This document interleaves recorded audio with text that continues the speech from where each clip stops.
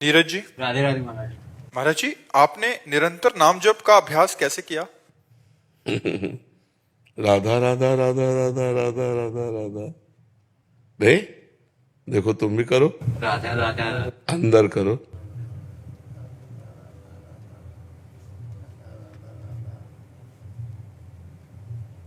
अंदर ही अंदर चलाते रहो, नशा चढ़ जाएगा, एक आनंद आ जाएगा। जब हमें पैसा के प्रति प्रियता होती तो रुपए का चिंतन होता है, जब काम भाव सताता है तो स्त्री का चिंतन होता है, ऐसे ही जब प्रेम भाव भगवान के प्रति जागृत होता है तो भजन का चिंतन होता है। राधा राधा राधा राधा तद विस्मरणेन परम व्याकुलते। जहां थोड़ा भी विस्मरण का भाव आया, व्याकुलता लगती है, अरे भगवान का नाम छूट गया। और अंदर अंदर अंदर अंदर भगवान का नाम, तो आप अभ्यास करो। और प्रक्रिया बताएं तो कई बार बता चुके एकांतिक में कि अपनी जबान का अग्रभाग ऊपर के तालू के जबड़े के पास ऐसे लगा के, और बस ये मुद्रा होती है जिसे हमारे नाम जब चल रहा है, निरंतर नाम जब चल रहा है। आंख खोलो तो नाम, आंख बंद करो तो नाम। लग जाओ, अभी नए बच्चे हो, धीरे धीरे समझ में आ जाएगा। ठीक है महाराज जी, जैसे आप सबको बोलते हैं, मुझे बोल दीजिए कि हम आप मतलब आप हमारे दोस्त हो, हमारे साथ हो। आप क्या क्या बोलना है, बोलो, हम बोलते हैं। इससे उत्साह मिलेगा मुझे कि आप हमारे दोस्त हो, आप हमारे दोस्त हो, हम आपके साथ हैं, हम आपके साथ आप हैं। आगे बढ़ो। आप आगे बढ़ो। ठीक है। सरोज जी, गुजरात से। राधे राधे महाराज जी।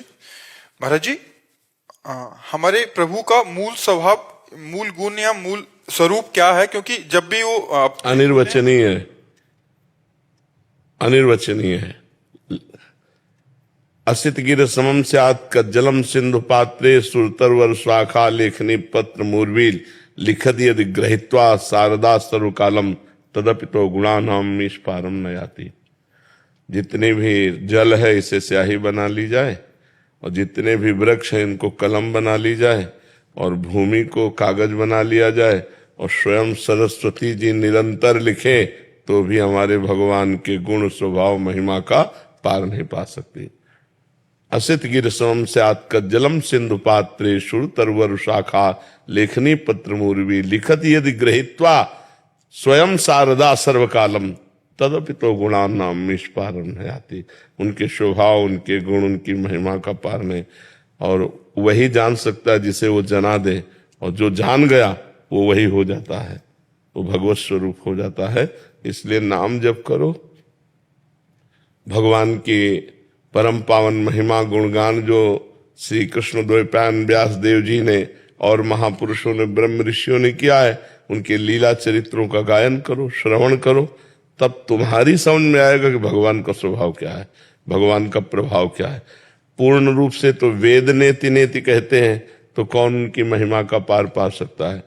किसी की सामर्थ्य नहीं कि भगवान की महिमा का पार पा सके।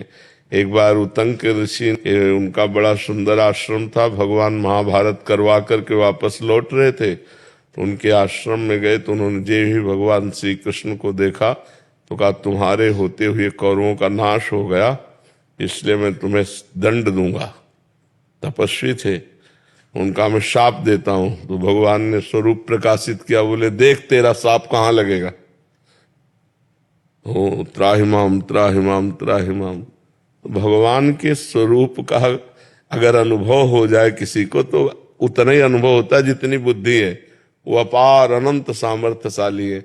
अर्जुन जी भगवान श्री कृष्ण के साथ थे, सखा थे, समझते थे श्री कृष्ण को जानते हैं, लेकिन जब विराट रूप दिखाया तो क्या जान पाए।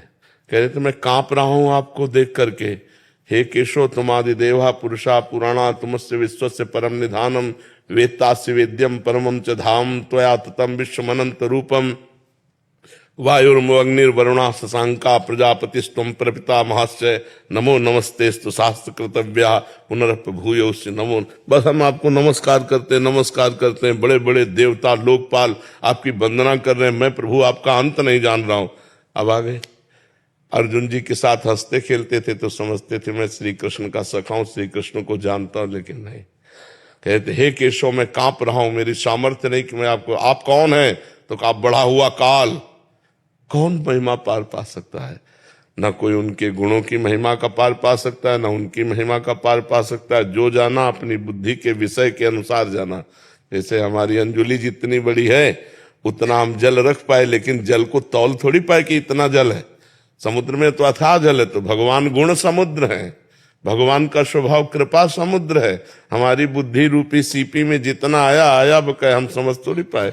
इसलिए वेद नेति नेति कहते हैं, श्रुतियां नेति नेति कहते हैं, ऋषि मुनि नेति नेति कहते हैं, नाइति नाइति, इतना ही नहीं और है। तो आज तक कोई पार नहीं पा पाया। उनका नाम भगवान, उनका नाम परमात्मा है। वो परमेश्वर है जिसका कोई पार नहीं पा सकता।